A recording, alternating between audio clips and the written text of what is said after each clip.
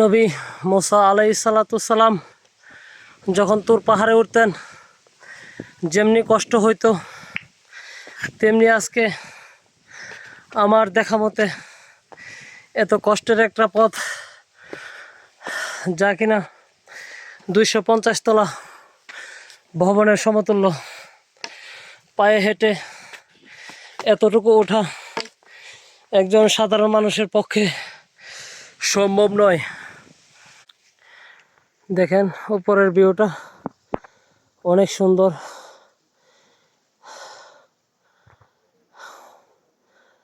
তুর পাহাড়ের স্বাদ মিটে যায়।